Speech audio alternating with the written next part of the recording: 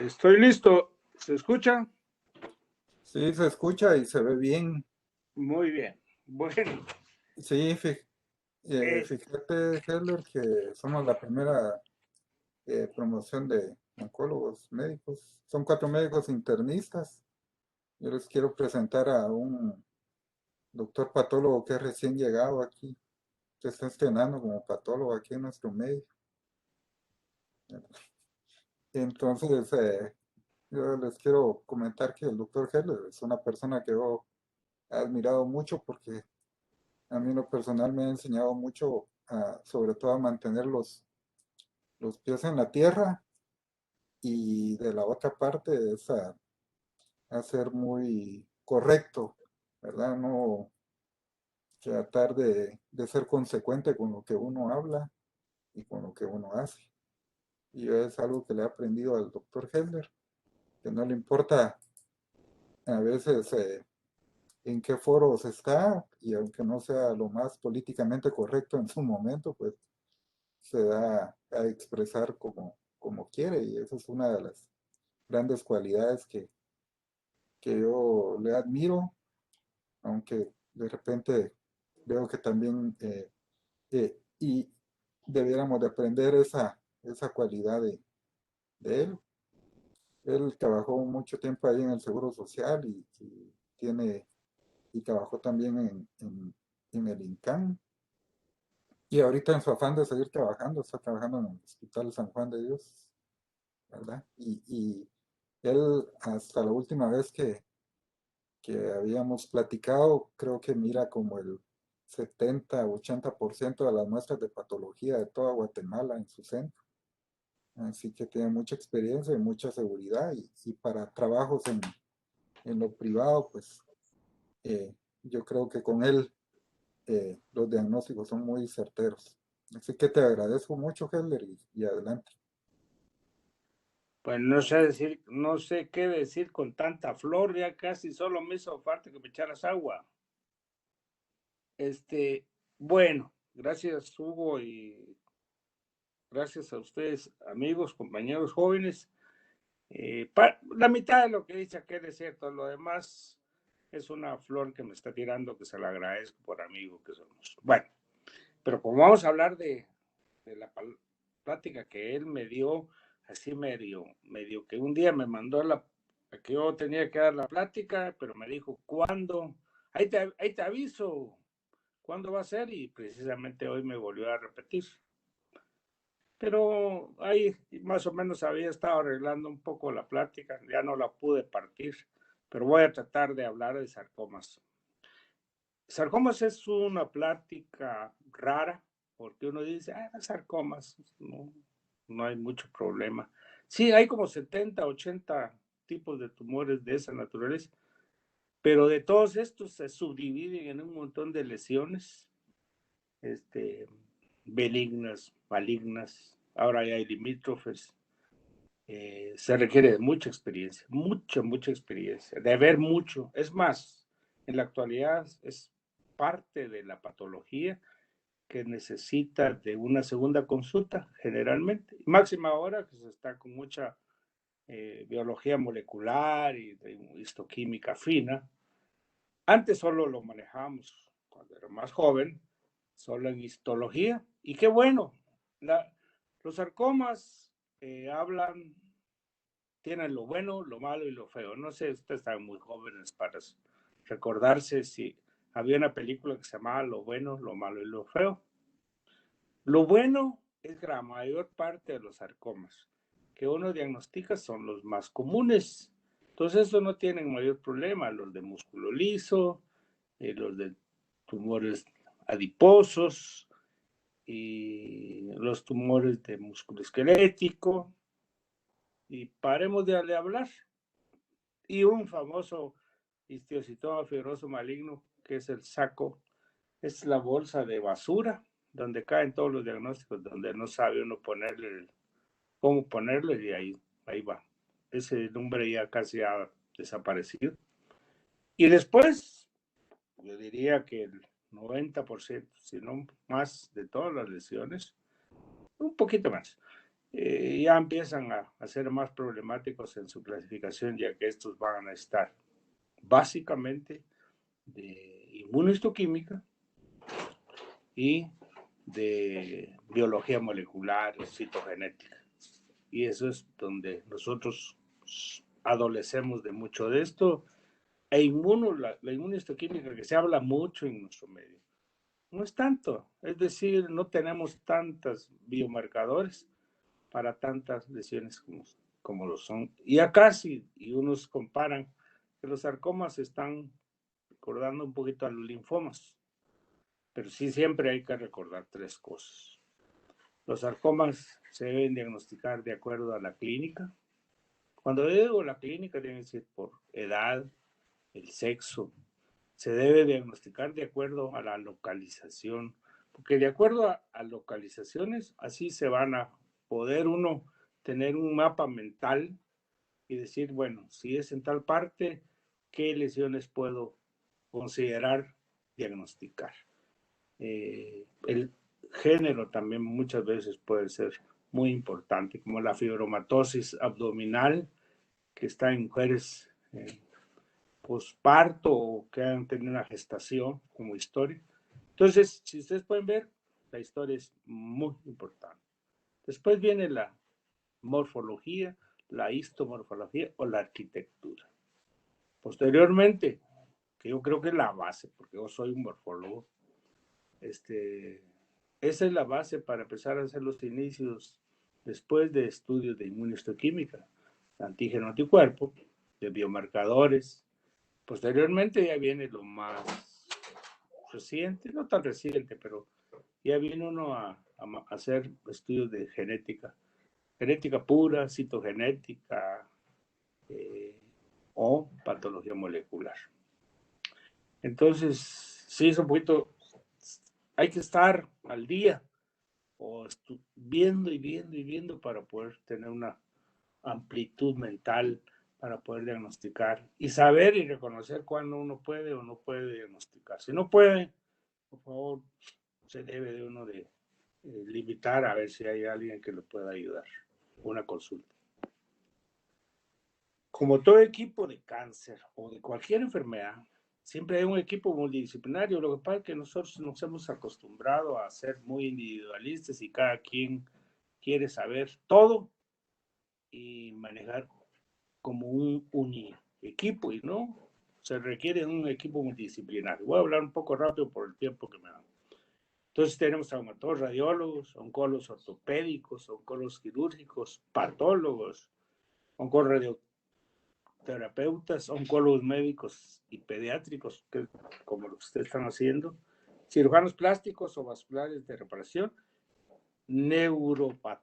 psiquiátricos, patólogos, es importantísimo en esta carrera. Entonces, ¿cuáles son los objetivos de esta plática? Pues la nomenclatura, hablar generalidades, diferencia entre tumores benignos, malignos, confirmar si la lesión es un tumor mesenquimatoso o no, o puede ser un linfoma o una metástasis. Conocer cuál es el cuadro clínico y el cuadro morfológico de la lesión. Saber cómo diagnosticar los tumores de tejidos blandos de acuerdo a lo anteriormente expuesto. ¿Qué son los sarcomas de partes blandas? En realidad yo diría sarcomas, porque los sarcomas de partes blandas, en este tipo, como una definición, un grupo heterogéneo de tumores malignos, benignos, malignos y ahora límites, que se desarrollan del tejido conectivo, en el cual incluye la grasa, músculo, nervios, articulaciones, vasos sanguíneos, hueso, tejido de piel profunda, con el resultado de una proliferación mesodérmica. Pero también los sarcomas pueden aparecer en órganos sólidos y no sólidos. Por eso se clasifican en óseos y extraóseos. Los extraóseos constituyen principalmente las partes blandas o tejidos blandos, y los viscerales u órganos sólidos, como estamos el ejemplo de los quistes o tumores estromales gastrointestinales, que ahora ya está incluido dentro de los tumores de partes blandas o de extraóseos, ya en por la Organización Mundial de la Salud desde el 2012. Y tumores ginecológicos, como los tumores de músculo liso, que es el tumor más frecuente en el útero, que es el tumor de músculo liso. Como les he estado diciendo, estos han cambiado o están cambiando rápidamente y constantemente. Se están descubriendo por cambios no moleculares, se están haciendo subclasificaciones o subtipos. Tumores previamente conocidos para una rúbrica son clasificados con relativa frecuencia. Por lesiones o décadas, había lesiones que se consideran reactivas, que ahora ya se ha visto que son monoclonales y que más que reactivas son neoplasias, pero que son de biología aún no bien determinada, como la fasciitis nodular. Es una lesión disque reactiva o antes considerada reactiva, que aparecía en menos de 2 o 3 semanas, se mantenía otras semanas, 4 o 5, y desaparecía. Pues es una lesión reactiva, pero se ha visto que tiene rearreglos genéticos considerados para hacer neoplasias. Y por supuesto, las características de tumores previamente desconocidos o incompletamente descritos que se fusionan y se sintetizan otras nuevas entidades. Por eso la rareza relativa de los tumores de tejido blando solo se suma al desafío de mantenerse al tanto de todos estos avances para poder hablar y tratar de diagnosticar hasta donde sea posible o adecuadamente una lesión para que ustedes, ya sea el cirujano oncólogo, sea el oncólogo médico, el radiooncólogo y otros especialistas, pues puedan tratarlos. Y para eso es la función del patólogo. ¿Cuáles son las bases del diagnóstico de sarcomas? Ya les decía, rasgos clínicos. No son los mismos tumores sarcomatosos los que se observan en adultos que en los pediátricos. En adultos constituye el 1% de todos los tumores, mientras que en la edad pediátrica unos consideran que va del 8 hasta el 15%. Entonces varían los tipos histológicos, y porque los pediátricos son más embrionarios y los de adultos son más, entre comillas, de tejidos adultos. La base morfológica, ya se los voy a mostrar, los rasgos inmunohistoquímicos por biomarcadores y por supuesto los rasgos genéticos y moleculares con la citogenética y otros estudios más que se hacen. El diagnóstico diferencial por histología, generalmente el patólogo se dice estos son tumores adipocíticos porque recuerdan al tejido adiposo. Son tumores fusocelulares o espinos fusocelulares porque forman células alargadas.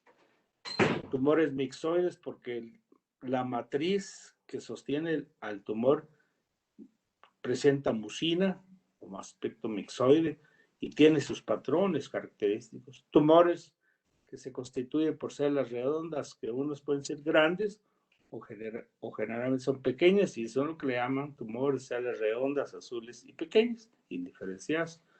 Los tumores epitelioides, epitelioides se llama que se semeja a las células epiteliales, pero no es un verdadero.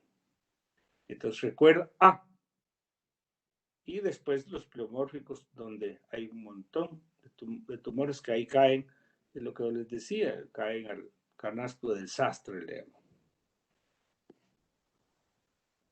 Entonces, ya hablando de las neoplasias de tejidos blandos, pues se clasifican de acuerdo a si forman tejido fibroso o están constituidos por tejido miofibroelástico o fibroblastos.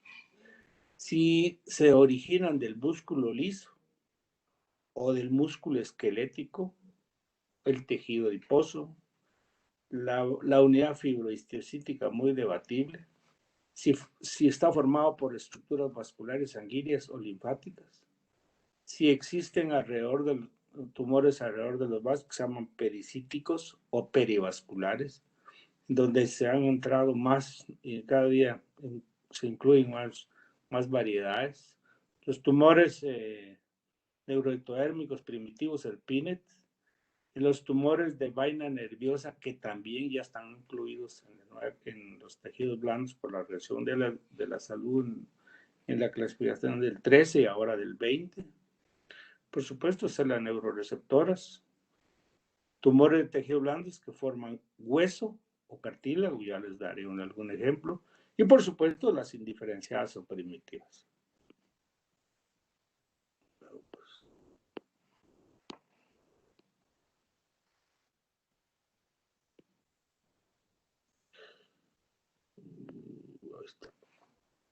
Los sarcomas indiferenciados. Ya les decía que hay una variante que no puede llegar a clasificar, que son los indiferenciados o no clasificables. E increíblemente, dentro de todos los sarcomas, el 20% son indiferenciados y no pueden llegar hasta el día de hoy, aunque los estudios genéticos nos están cambiando este tipo de esquemas. Y que a estos tumores todas las líneas de diferenciación reconocibles no han sido excluidos, por las cuales no se sabe de dónde se originan. Y estos son clasificados de acuerdo con el patrón morfológico que ellos predomina. Si son células redondas, pues ahí sacó indiferenciado células redondas. Si es de células de aspecto epitelioide, pues sacó indiferenciado con patrón epitelioide. Y así es como, o depende del tipo de estroma que domine, un sarcoma indiferenciado con patrón mixoide. No sé por qué se está metiendo esto.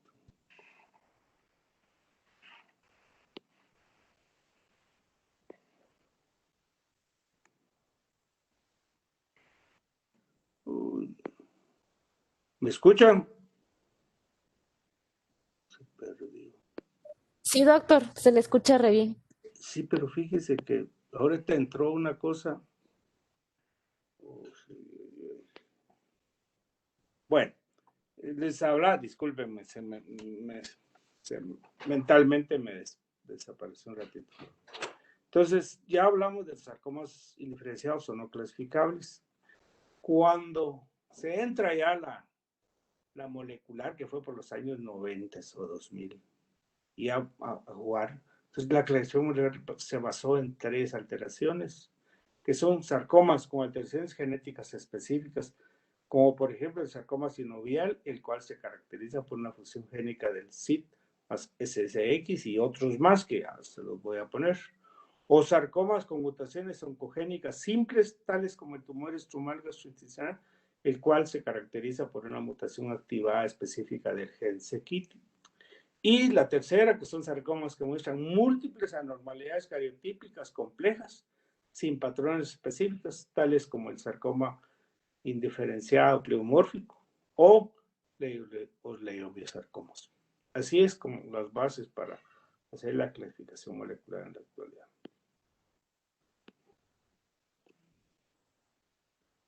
¿Cuáles son los principios para cuando uno habla de tumor de tejidos blandos? Principios generales son localización. Entonces, desde el punto de vista clínico, uno puede decir, si es una lesión profunda, generalmente hay que pensar en maligno. Mientras que todas las lesiones superficiales generalmente son benignos, aunque sus excepciones habrán. Un ejemplo para las lesiones superficiales con piel, el dermatofibrosarcoma protuberans, que aunque no es tan superficial, afecta o levanta la piel y esta no necesariamente es benigna. El tamaño, mientras más grande sea el tumor estromal o mesenquimal, más maligno debe pensarse. Si tiene un patrón de crecimiento rápido, por supuesto son malignos, con sus excepciones como el que les dije anteriormente, la fascitis nodular crece muy rápido y desaparece. No es maligno, pero tiene crecimiento rápido. Si tiene márgenes infiltrativos, generalmente es maligno. Y por supuesto si tiene metástasis, aunque con sus excepciones. Hay tumores de músculo liso, como el leiomioma metastatizante, que es histológicamente benigno, pero puede haber metástasis al pulmón. O el tumor de células gigantes puede ser histológicamente benigno, pero puede recurrir y dar metástasis. Entonces, Todas esas cosas clínicas y biológicas deben de tenerse en cuenta cuando uno habla de este tipo de lesiones. Generalidades de lo mismo, ya les decía, constituye anualmente el 2%, 2 a 3 por 100,000. Dice que de 7,800 casos nuevos al año, menos del 1% de todos los tumores malignos, el 2% de las causas de muerte relacionadas con cáncer, 4,400 se mueren por este tipo de neoplasias, y les decía, de 8 hasta el 15% son tumores principalmente en niños. Aún la patogénesis en la mayoría es incierta, es más frecuente los sarcomas, principalmente en adultos, en la cuarta década para arriba, y la relación entre presentación y subtipo histológico es muy importante conocerlo. Este es un estudio francés de tejidos blandos en donde demuestra 2,000 nuevos casos. Los benignos para ellos constituyeron 300 por 100,000, los malignos del 3 por 100,000. Y ustedes ven, depende de las edades. Si es más joven, menores de 15 años, los benignos son muy frecuentes y los malignos menos frecuentes, 20%. Mientras que si nos vamos más arriba de los 45 años, los benignos son menos frecuentes y los malignos empiezan a aparecer, a ser mucho más frecuentes. Recordando también que el tumor estromal más frecuente es el lipoma, pero como ese no se reporta, no se sabe realmente la gran incidencia que puede tener este tumor. La localización más frecuente de sarcoma de partes blandas, 3 les voy a mostrar, pero el más es en extremidades inferiores, en esta 46%. Ya después le sigue el tórax, cabeza y cuello. En esta del 2020 de Cancer Journal Clinical, ustedes pueden ver extremidades inferiores, 35%. Ya después se subdividen sumando extremidades, 9 más 35, casi un 50%, se observan las extremidades. Después ya se pueden observar no solo en tejidos blandos, cabeza y cuello, el útero, gastrointestinal, que es el GIST, en el tronco y otras. Y este es de Clark, del 2005, que hizo una reseña del mismo miembro inferior y cintura, 40% el mayor frecuente, miembro superior y hombro, 40%, sumados son 60 en total, todo lo que son los miembros, y después viene la parte central. Y son más o menos fotos, solo para verlas, blandas, de tumores blandos, superficiales y profundos, o cutáneas, como el sarcoma de Kaposi, que en este caso lo ven ustedes. Pues el más espectacular, donde existen tumores sumamente gigantes, se quitan y recurren, es en el abdomen y retroperitoneo, como en este caso. Hasta el estudio de imagen es impresionante. Y al resecarla, ustedes pueden ver que era un tumor, parece pseudoencapsulado, gigante, pero con una histología sumamente agresiva, un tumor muy polimórfico o pleomórfico de alto grado. Entonces, ahí está el paciente, así su pequeña joya. Pero también uno puede ver y adivinar qué tipos de lesión va a encontrar. Si, por ejemplo, ustedes pueden ver en la parte inferior del nódulo que está señalado con la flecha, es la estructura de un nervio. Entonces uno va a decir, este es un tumor neurogénico, ya sea benigno o maligno, o tumor cutáneo, ulcerado, extensamente ulcerado. ¿Cuáles son las? Esto es importante. El patólogo que no ve radiografías para tumores de partes blandas o huesos, mete la pata con mucha frecuencia. Entonces uno debe no saber a pasto lo que es estudio de imágenes y técnicas, pero por lo menos tener una definición. Les voy a hablar rápido de esto. Para definir la técnica más sensible, sirve para definir la técnica más sensible en la detección de tumor de partes blandas. Para estimar la técnica más específica, cómo diferenciar entre tumor benigno y maligno. Hay gente radiólogos muy buenos para esto. Determinar si son operables o no para la planificación terapéutica y para poder sugerir el tipo histológico tumoral. Y así pueden una radiografía, yo siempre he dicho, ¿por qué siempre no han visto al paciente y ya le dice, ya le hicieron una tomografía, usan una resonancia magnética o un PET scan y todavía ni al paciente han visto, ni a una radiografía simple, pero se va uno por lo más complicado cuando debe uno ser más sencillo y simple para poder empezar a... Entonces, por ejemplo, en una radiografía simple uno puede decir, este es un sarcoma o un tumor de partes blandas que respeta hueso. Sencillo. Ya sabemos que es de parte blanda y que no hay alteración, que no es un sarcoma original en hueso, que se fue a tejidos blandos. Igual, en esta simple puede sugerirse diagnóstico. Sarcoma de partes blandas, el de dedos, pues ese es otro tipo de lesiones. O que si son muy superficiales o profundos, ustedes lo pueden ver en una simple radiografía o una tomografía también sin mayores complicaciones, en dónde se localiza, que no hay afección a pulmón, que no hay afección a huesos. Sirve también el estudio de imágenes para determinar la profundidad de la lesión y el tamaño de la lesión. Ustedes pueden ver, se mide la lesión, se profundiza, se puede ver si es resecable o no. El radiólogo, el clínico, el patólogo, es un estudio de equipo. Si estás en estructuras vasculares o nerviosas, si son operables o no. Ay, ay, ay.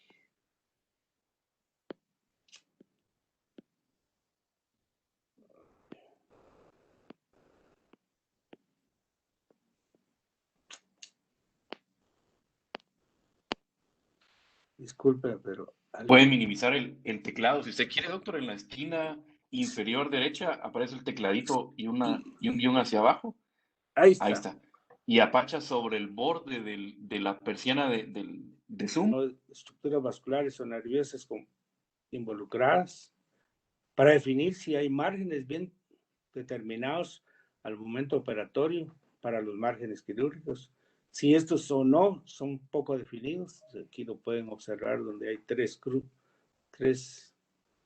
flechas, o si está acompañado, por ejemplo, en este caso, aparte del tumor, hay hematoma que está complicando en el tamaño. Para planificar la situación quirúrgica posterior, si tiene otros elementos adyacentes.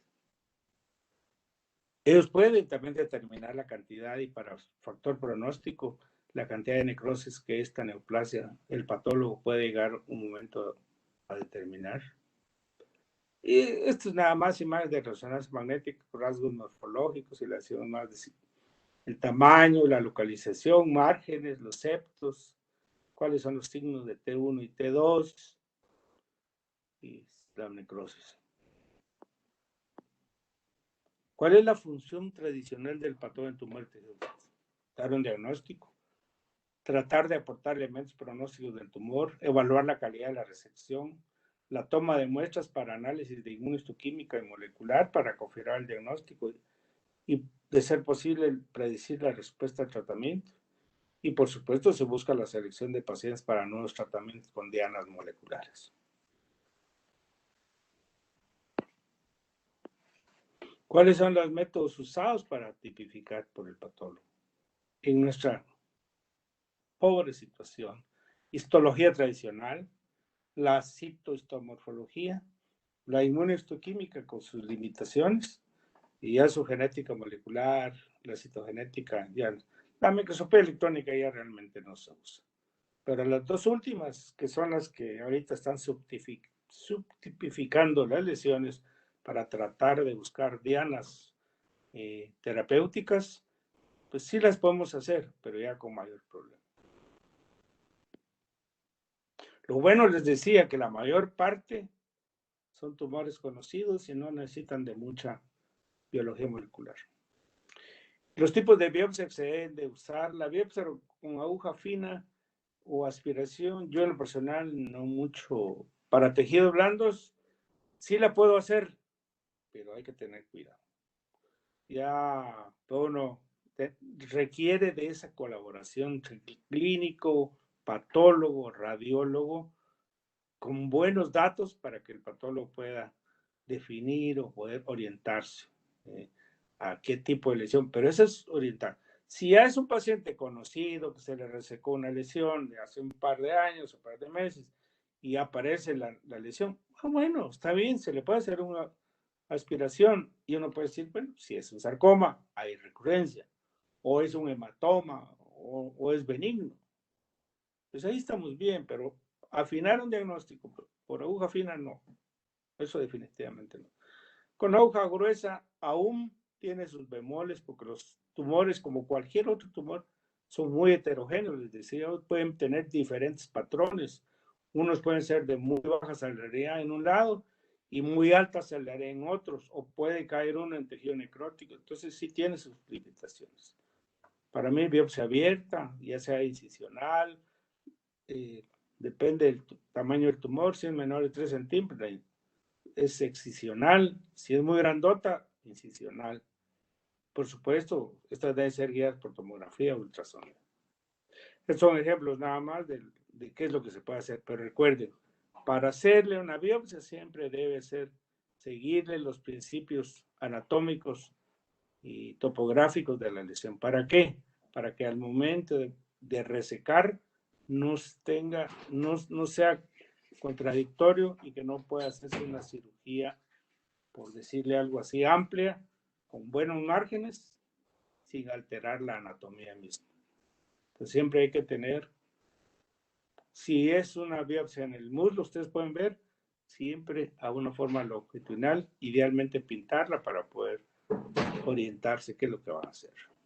Por supuesto, ustedes son médicos oncólogos, casi no hacen biopsias, pero deben de saberlo para poder hablar. Cuando uno habla con el patólogo o el cirujano, pues puede decir, yo quiero que usted haga una biopsia, que usted es el paciente, papá. Entonces, ya les decía, las microbiopsias o biopsias quirúrgicas amplias. ¿Y qué más importante? La fijación en formoles básico. El tejido debe ser inmediatamente incluido en formalina buferal 10%. Por supuesto, si vamos a querer estudios moleculares, hay que mandarlo a una crisis, a hacer con nitrógeno líquido o en frío rápidamente. Si no, cualquier estudio de genética o citogenética va a ser en balde.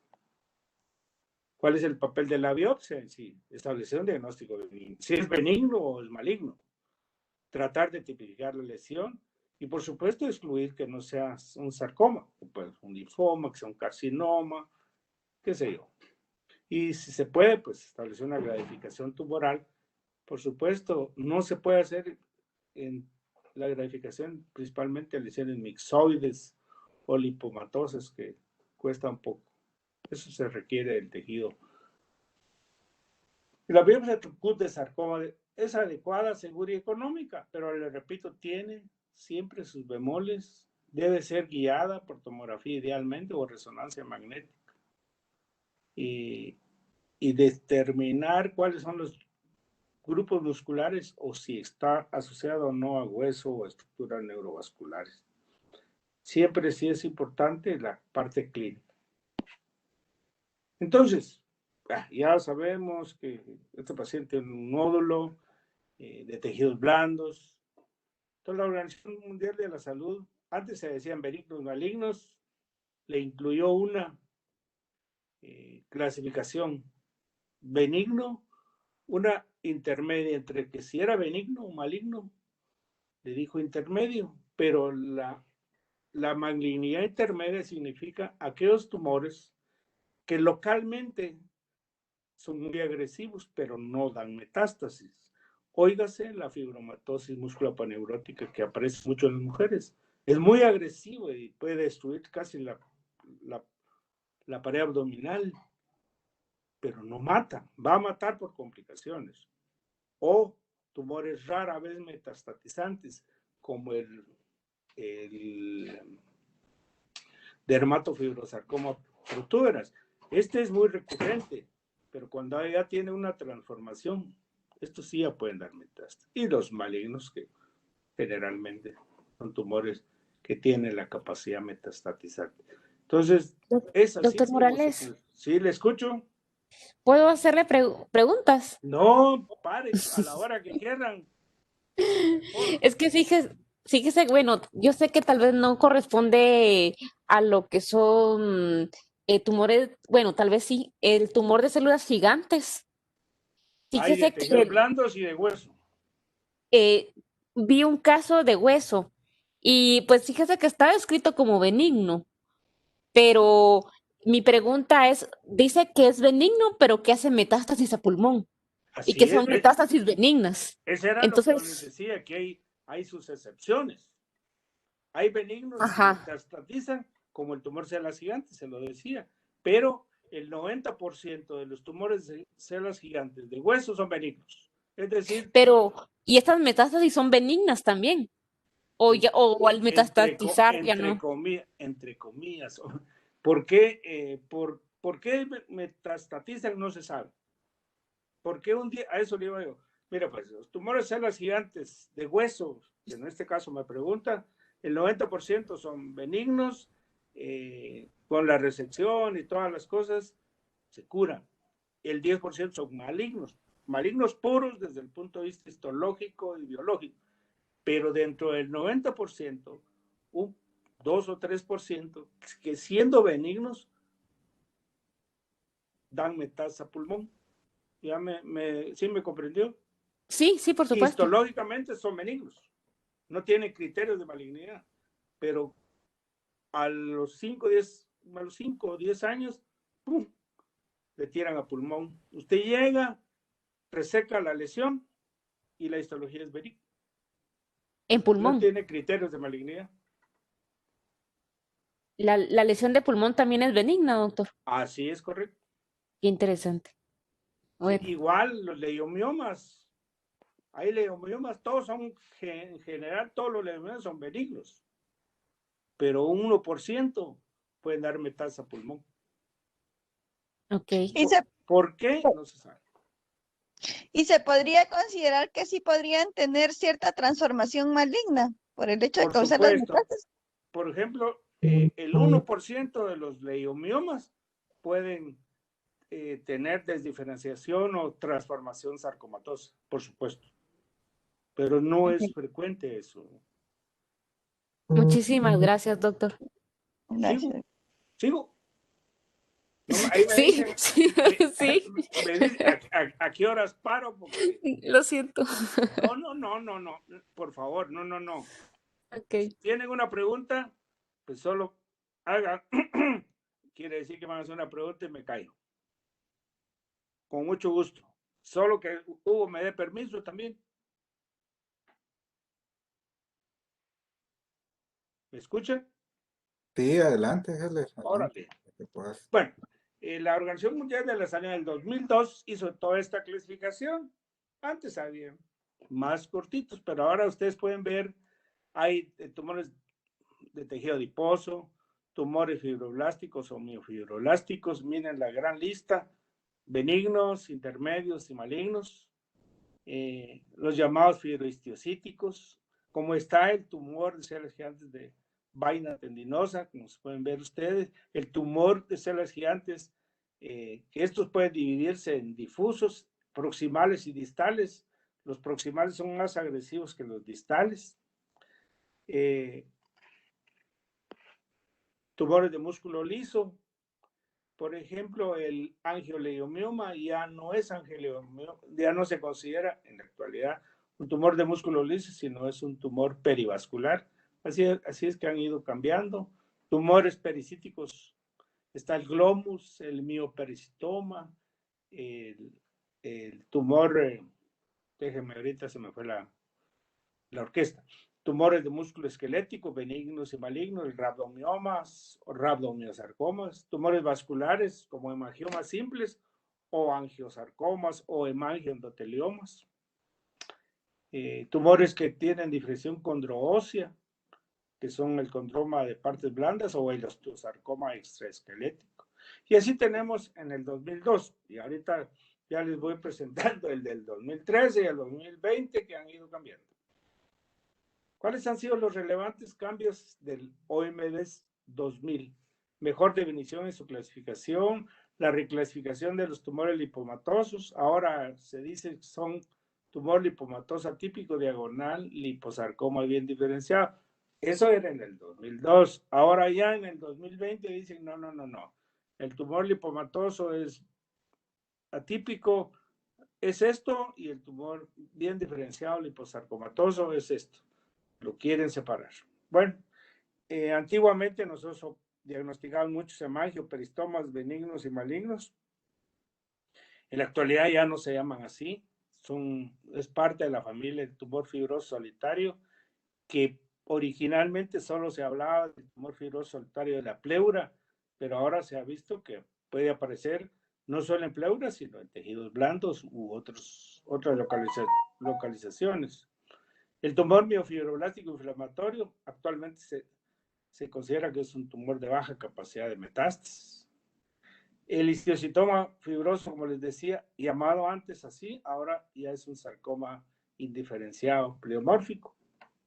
El hemangioperiostoma considerado de bajo grado, ahora se considera el de alto grado, ese es del 2002.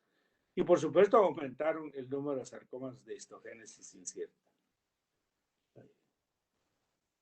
Entonces, ya para hablar de lo que el patólogo mira y se orienta desde el punto como morfólogo que es, se dividen por su morfología en tumores fusocelulares, tumores mixoides, células redondas, pleomórficas, y les voy dando ejemplos.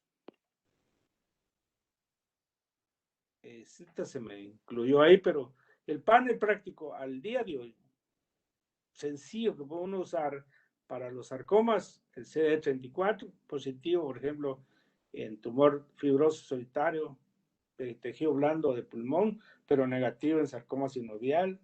Desmina sirve para tumores de músculo liso o esquelético. El antígeno de membrana epitelial, que se utiliza para los sarcomas sinoviales, igual que el AE1, AE3, que son pancitokeratinas. El S100 utilizado para tumores neurogénicos. La actina de músculo liso o alfa para músculo liso. Y el CD31 o ERG para tumores vasculares. Y los que actualmente, como el KIT y que es el CD117 DOC1 o ANO1 para KIST. Y ahí pueden ustedes ver que son marcadores que se usan para sarcomas fibroblásticos, mioides de la vaina nerviosa, perineurales, sinoviales y otros. Los fusocelulares, ¿cuáles son los fusocelulares generales? El fibrosarcoma, el leiomyosarcoma, sarcoma sinovial monofásico, tumor maligno de la vaina nerviosa, principalmente fusocelular, el dermatofibrosarcoma, rhabdomyosarcoma, este es de la nueva clasificación, fusocelular esclerosante, ese antes no se conocía. El sarcoma de Kaposi, el tumor fibroso solitario, GIST, principalmente fusocelular, porque puede ser asociado con patrón epitelioide o mixto, y los liposarcomas desdiferenciados, que no es nada más un liposarcoma bien diferenciado, que empieza a desdiferenciarse a otro sarcoma, no necesariamente es liposarcoma, sino de otro tipo heterólogo, oígase, de tipo ostioide o condroide o histiocitoma fibroso. Y este es el ejemplo. Pueden ser, cuando ustedes oigan que tiene patrón esqueleto de pescado, ustedes lo pueden ver a la izquierda, arriba, que se ve como si fueran esqueletos de pescado. Pueden ser con haces todos distribuidos irregularmente a mano derecha, que tengan calcificaciones con mucha estructura vascular, o que tenga un patrón que recuerda un poquito a los tumores de músculo liso. Entonces, los fusocelulares pueden tener muchos patrones también. Para eso se requieren biomarcadores. Les voy a poner dos ejemplos. Sarcoma sinovial, uno debe ser CD99, CD34 por ser negativo, EMA o A1A3. EMA es antígeno de membrana epitelial, que recuerden que los sarcomas sinoviales pueden ser bifásicos y monofásicos o epitelioides. El bifásico tiene elementos que recuerdan al epitelio, por eso se le hace EMA u otro elemento de citoqueratina. El GIST, pues ya sabemos, CKIT, PDGFR o el CD34 y el DOG o ANO1, y así tenemos diversos biomarcadores. Cuando tenemos sarcoma mixoide, ¿qué significa? Es el estroma, ese realmente, no es la célula, es el estroma que tiene mucha mucina. Y hay un montón. Mixofibrosarcoma, liposarcoma mixoide, es el mismo mixoma el dermatofibrosarcoma mixoide, el angiofibroma agresivo que aparece mucho en mujeres en la vulva. Pues haber carcinomas mioepiteliales o tumor mixto, que son subcutáneos, y por supuesto el cordoma, ¿no? El cordoma es un tumor muy mixoide que aparece en la región esfenopalatina o en el sacro, principalmente en mujeres. Y aquí está, ustedes pueden ver muy poca celaridad. Este es un liposarcoma mixoide, miran esos plexos vasculares arriba a mano izquierda y todos están nadando en un lago así de mucina o tejido mixoide, o otro un poquito más celular. Aquí este es el lado derecho arriba, es un liposarcoma mixoide al lado derecho, con células redondas indiferenciadas, que antes así se llamaba, liposarcoma mixoide con células indiferenciadas, de células redondas, actualmente ya lo separo. Si tienen, Dios mío, ¿por qué se va esto? Otra vez. Es que me voy mucho para afuera, creo. Ay, Dios. El mixoide es un poquito de marcadores. El liposarcoma mixoide S100, ivermectina. El condrosarcoma mixoide, pues S100, Hanks, ivermectina y así. Esos son los que nos pueden ayudar en un momento dado. Células redondas, ya ustedes mucho hoy en día es el tumor de Ewing o el Pinnet, el neuroblastoma, el sarcoma desmoplásico es células redondas que se ve en gente joven, principalmente en la región pélvica o abdomen pélvica. Los radiosarcomas embrionarios en gente joven. El osteosarcoma de células pequeñas, que acabo de tener uno. Y el condrosarcoma mesenquimal, que puede confundirse perfectamente hasta con un linfoma linfoblástico. Entonces, todo esto debe uno pensar cuando está ante esos tumores. Tumor células redondas y azules, diagnóstico diferencial, linfoma, leucemia, rhabdomyosarcoma, carcinoma metastásico, neuroblastoma o el famoso Pinnet-Ewing, que pueden ser con diferenciación neuroendocrina o diferenciación neural. Y es otro ejemplo, solo células pequeñas. El que está abajo a mano izquierda es un condrosarcoma mesenquimal. Estamos viendo a la parte izquierda tejido condroide y a la derecha células pequeñas y diferenciadas. Se ven gente joven, pueden ser óseos o extraóseos. El Ewing, como estamos viendo arriba, de célula pequeña, si le hacemos un PAS, que es una histoquímica, al tumor de la parte izquierda superior, este va a ser positivo. A diferencia de los linfomas que son negativos, entonces no solo la inmunohistoquímica, la histoquímica misma nos puede ayudar en un momento dado. Y estos son algunos de los biomarcadores. El rhabdomyosarcoma usando desmina, mioglobina, miogenina, MioD1, o el Ewing Pinnet usando CD99, Fly1, citoqueratinas, que pueden aparecer hasta en un 10%.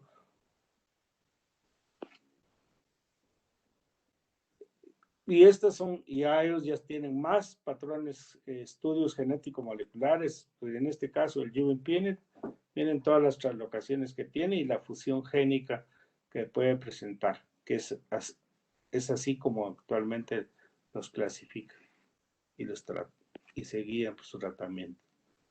El rhabdomyosarcoma con sus patrón genético molecular, sus translocaciones, como ustedes ven al lado izquierdo, con sus funciones génicas, con el PAC7 o el PAC7 unido al FKHR o ahí lo pueden ver. Solo alteraciones genético-moleculares son otros cientos de pláticas. Sarcomas epitelioides, pues estamos los más comunes, fibrosarcoma, el pecoma, les quería decir anteriormente, sarcomas epitelioides, sarcomas células claras, sarcoma alveolar de partes blandas. Hay sarcomas células claras de partes blandas, de tejidos blandos y de estructuras gastrointestinales o intestinales como tal. Y por último, dentro de los sarcomas pleomórficos, que es un gran grupo, constituye el 20% de estos muy difíciles, está el liposarcoma pleomórfico, el rhabdomyosarcoma pleomórfico, muy debatible, solo se ve en gente muy vieja, pues, disculpen lo viejo, en gente adulta mayor, y otros más. Y así, aquí tenemos, ¿por qué es pleomórfico? Porque hay células pequeñas y hay células grandes multinucleadas, como ustedes pueden ver. Del lado izquierdo, arriba, muchas pequeñas, y en el lado derecho, abajo, células gigantes multinucleadas enormes que tienen diferenciación, que pueden tener diferenciación rhabdoide o plasmocitoide. Y estos son los marcadores que podrían ser usados. En un ejemplo, el leiomyosarcoma se usa de espina, H. caldesmón, antígeno del músculo liso. Y entre los rhabdos, pues usarles actina, despina, mioglobina o mio-D1. En los liposarcomas, principalmente en el liposarcoma desdiferenciado, diagonal, bien diferente, que se origina bien diferenciado, el MDM2 o el DK4, que son los actualmente específicos para estos tumores. ¿Cuál es la distribución de los histotipos? Ya lo hemos visto. Tenemos, está el sarcoma sinovial con muy poca frecuencia, el GIST, que es de tubo digestivo, estos son 7% de los tumores, pero tenemos otros como los liposarcomas, que son los más frecuentes, sumados el desdiferenciado con los bien diferenciados, suman de 12 a 14%.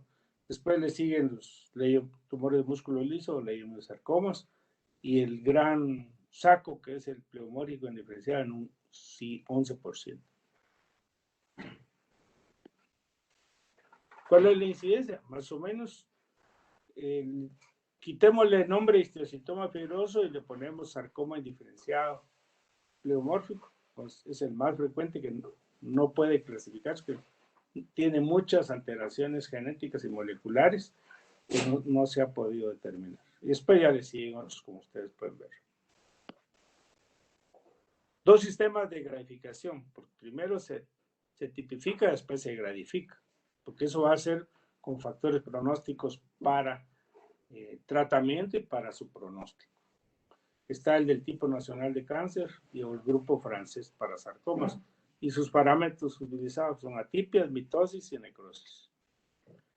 Y la gradificación se basa en el grado de celularidad, en el tipo celular, si es pequeña o grande, es decir, si son pleomórficas o no, su actividad mitótica, que se cuenta generalmente en 50 campos, el grado de necrosis también sirve para la estratificación, si es menor de 50 o mayor de 50%, qué tipo de tumor, si es expansivo o infiltrativo, y otros factores, si forman matriz ósea, condroide, rhabdoide, o si son calcificados, o si existen y filtrado inflamatorio, porque hay sarcomas que tienen esa connotación sarcoma, mixofibrosarcoma inflamatorio, pero no quiere decir que sea un proceso inflamatorio. Es una neoplasia cuyo elemento principal tiene elementos inflamatorios. Y así decimos el sistema de gratificación por un conteo de mitosis. El puntaje 1 es aquel que tiene de hasta 9 mitosis por 10 campos. Unos lo dan a 10 u otros 50 campos. El puntaje de 10 a 19 y el puntaje 3 más de 20 mitosis por campo. La necrosis les decía que tenga necrosis, puntaje 0, puntaje 1 menos de 50 y puntaje 2 mayor de 50. Entonces todos estos vienen y se suman y el grado histológico es grado 1, puntaje de 2 o 3, grado 2, puntaje de 4 a 5 y grado 3, un puntaje de 6 a 8 centímetros. Y así nos podemos ir hablando, por ejemplo, el grado 1, ¿cuáles son los más frecuentes? El leomiosarcoma de bajo grado, el grado 2, el sarcoma, el liposarcoma mixoide, y el grado 3, pues todos los pleomórficos o embrionarios, o el sarcoma sinovial.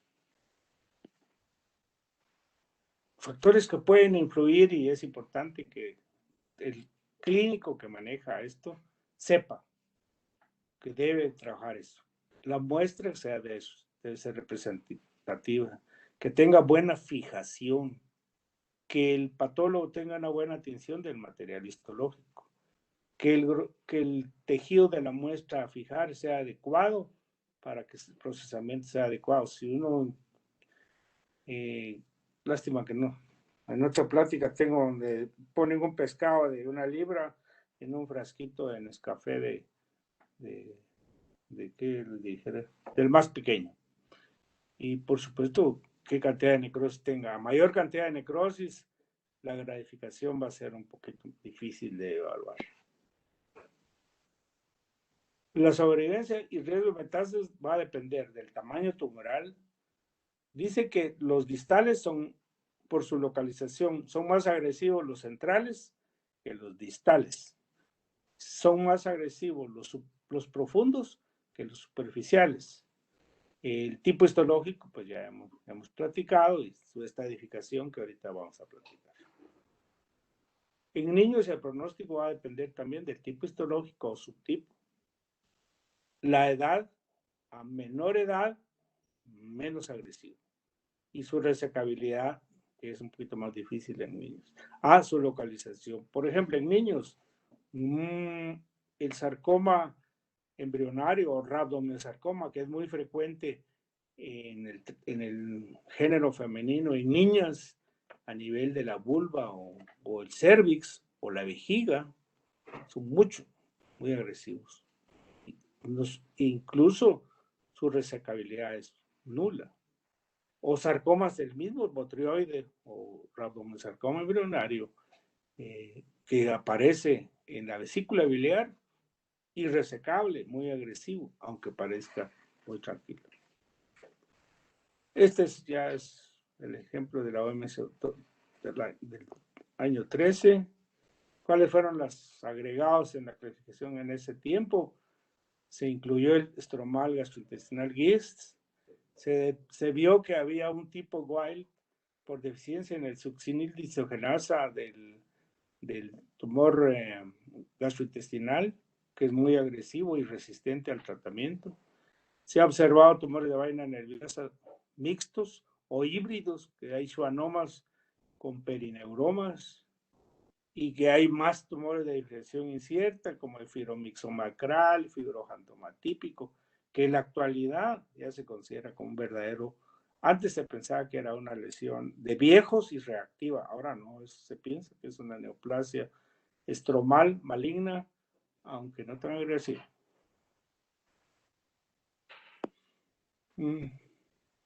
Este es un listado, no lo puedo leerlo todo porque ustedes podrán ver. Hay una translocación cromosómica en partes blandas según el tipo de tumor, sarcoma sinovial. El más frecuente es el X18, P11.2 contra Q11.2 y la fusión de genes, ¿no?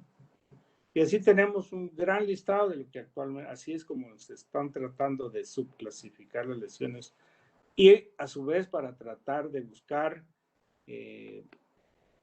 dianas para tratamientos.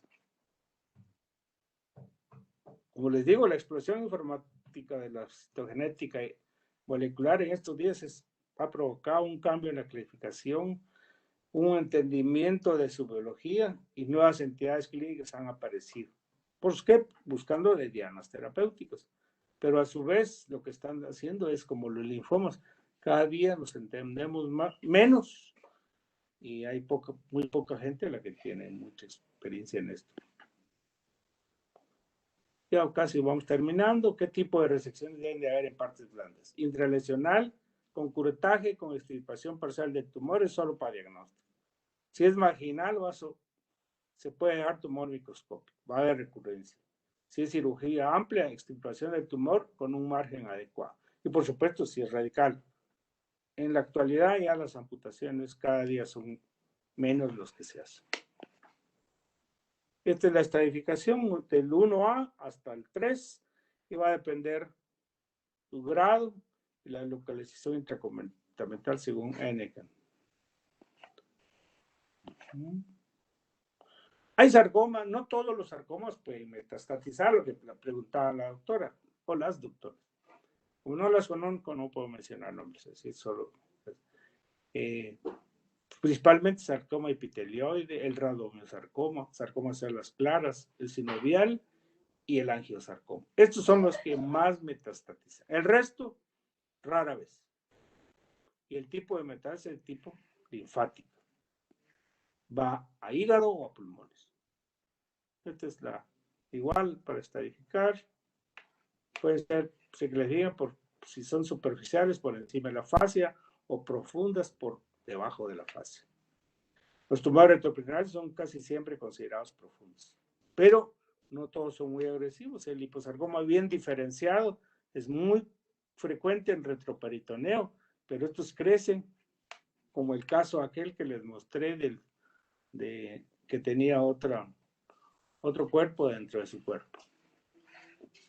Esto es lo mismo.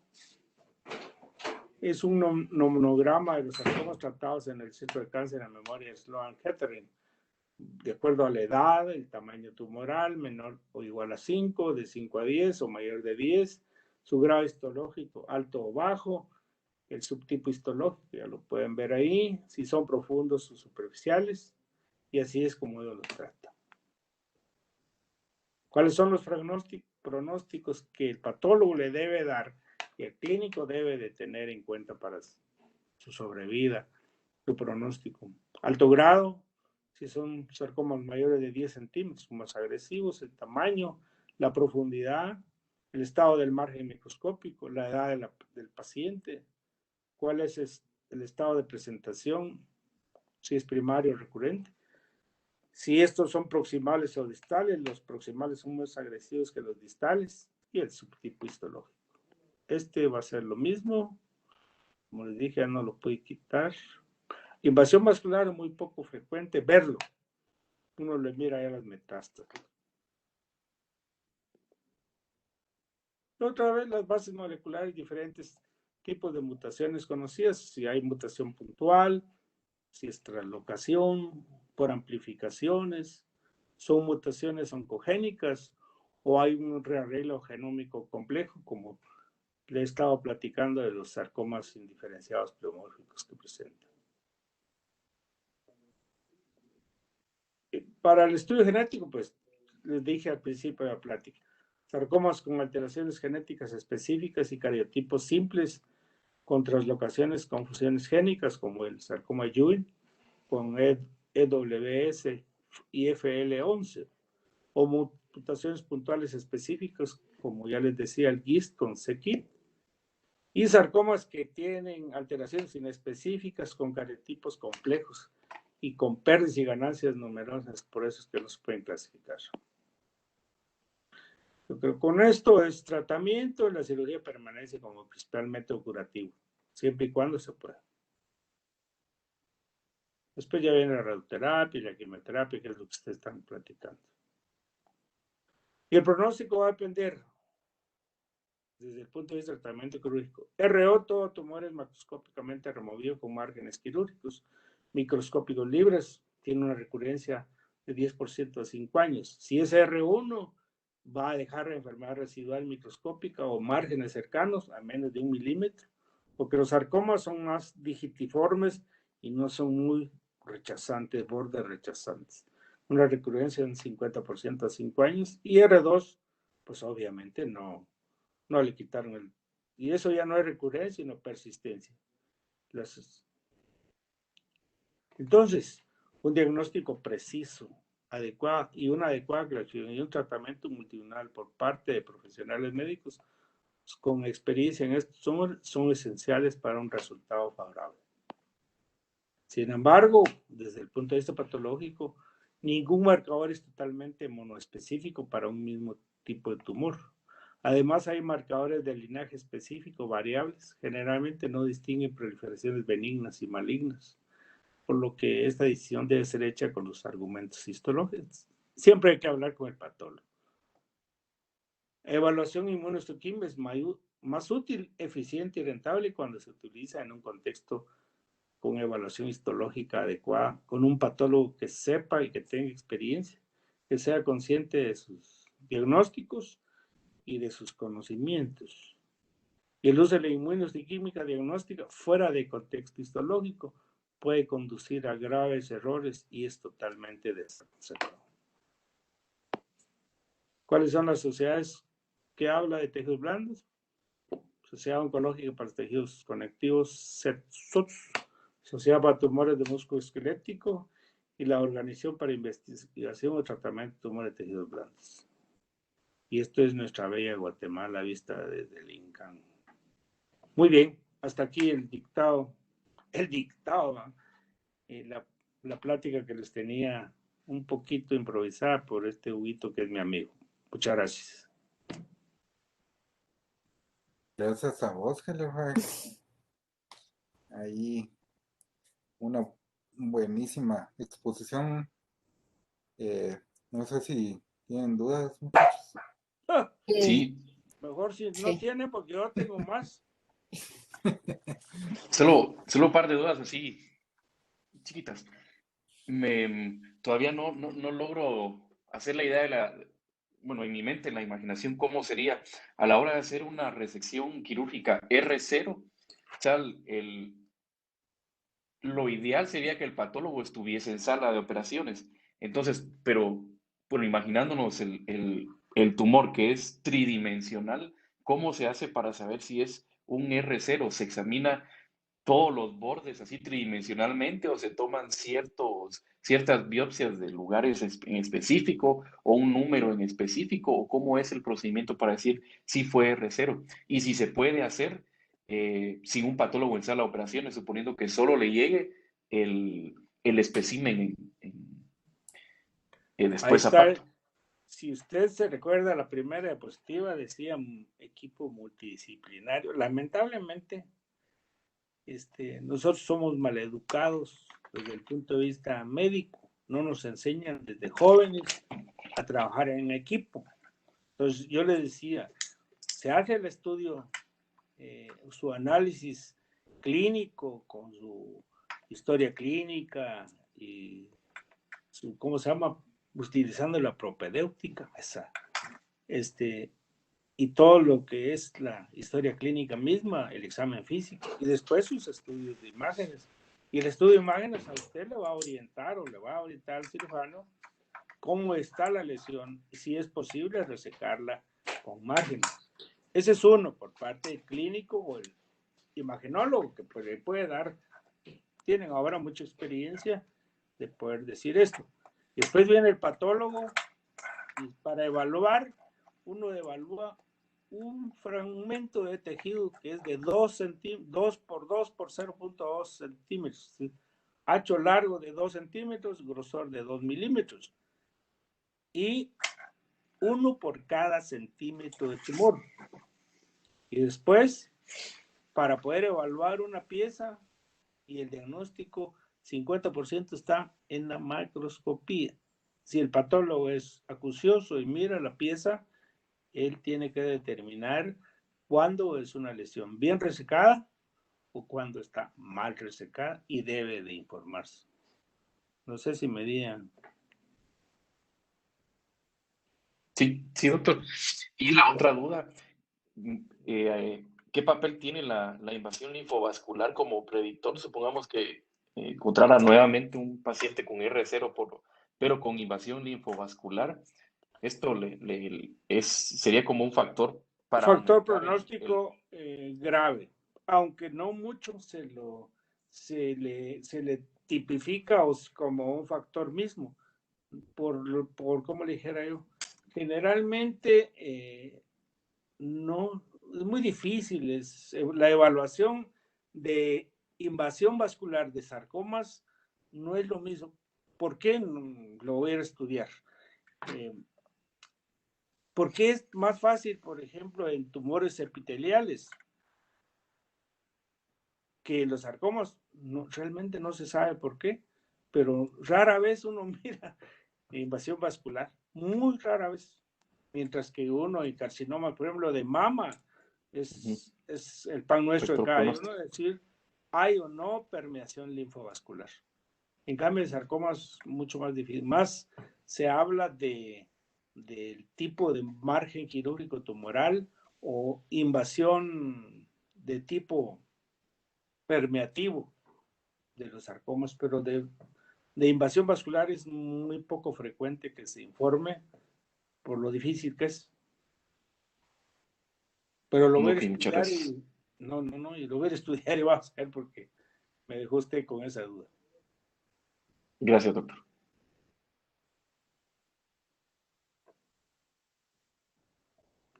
¿Algún otro comentario? Sí, doctor, muy buenas noches. Sigo con las preguntas. Eh, Dígale.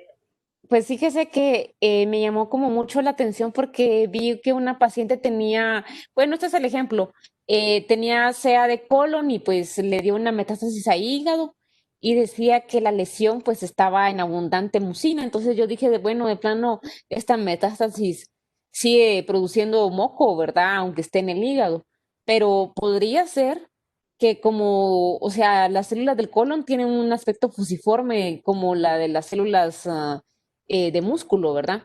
Que pudiese confundirse también con un tipo de sarcoma mixoide o algo así, ¿podría ser? No tanto así, no tanto así. Le voy a explicar. Generalmente los carcinomas de colon tienen esa afinidad hacia el hígado por sistema de irrigación, por supuesto, y de drenaje. Todos los tumores de colon se van al hígado generalmente, pero desde el punto de vista histológico, los tumores del colon hay una variante mucinosa o mucosecretora. Si tiene más del 100%, 50% de tumor, se considera un tumor mucinoso. Son menos agresivos, con menos metástasis hacia hígado, son más recurrentes, excepto en gente menores de 30 años, cuya característica es de ser mucinosos y muy agresivos, principalmente en mujeres. Pero confundirse una lesión mucinosa en hígado con un sarcoma no es lo usual, no es frecuente. Así es. Muchísimas gracias. Bueno. Yo tengo una duda. Yo había leído, Vaya que solo una tiene, yo tengo muchas, pero dígame. pero una de tantas lo voy a plantear. Yo había leído que que podían, Podría, y cuando recurrían, podían recurrir a tumores de alto grado. Entonces, ¿cómo se diferencia si esto es como una recurrencia del previo o si fuera un segundo primario? Esa es mi eso se llama desdiferenciación. diferente. Ok. Sí, es decir, pueden haber sarcomas que originalmente son de muy bajo grado, pero que como usted sabe que todas las neoplasias son genéticas, alteraciones genéticas, que empiezan a tener muchas más ganancias genéticas y que empiecen a desdiferenciarse o a presentar otro tipo de diferenciación. Por ejemplo, hay sarcomas que tienen diferenciación, que empiezan originalmente muy diferenciadas y pueden tener a desdiferenciarse a sarcomas, a osteosarcomas o a condrosarcoma, que es lo que se llama la desdiferenciación heteróloga. Pero sí se puede, claro. No es lo usual. El sarcoma de alto grado empieza generalmente como de alto grado. Generalmente, la mayor parte. Ah, ok, está bien. Muchas ¿Verdad que sí, gracias. Hugo? Bueno, Sí, es correcto. Yo creo que para finalizar, antes de agradecerte, ¿cuál sería lo que esperarías vos de nosotros, Heller? Porque a veces en el corre, uno no se toma como el tiempo de ir con el patólogo y de llevar las placas y de revisar el caso, porque tanto en patología están llenos de casos y nosotros tenemos un montón de hospitalizados también, pero creo que el sarcoma es el ejemplo perfecto para mira, la Hugo, comunicación. mira, yo estoy convencidísimo que, por ejemplo, convencido a morir, el patólogo que no tiene hospital está muerto. Y el oncólogo que no esté en un hospital también está muerto. No hay como estar en un hospital y teniendo la práctica diaria. Puede uno tener práctica privada, sí, pero no, o ves los mismos casos y raros casos, o puedes discutir. No hay nada como las sesiones. Disculpen, estas sesiones son bonitas si ustedes quieren, pero no hay nada como estar presentes cara a cara y preguntar una o miles de preguntas a nivel personal. Por eso yo espero que ya las sesiones se reactualicen cuanto antes, porque si queremos tener buenos médicos, debemos de saber interrelacionarnos entre nosotros. Está bien todo lo que ustedes quieran. Miren ahí cuántos errores he cometido, estar metiendo el dedo equivocadamente.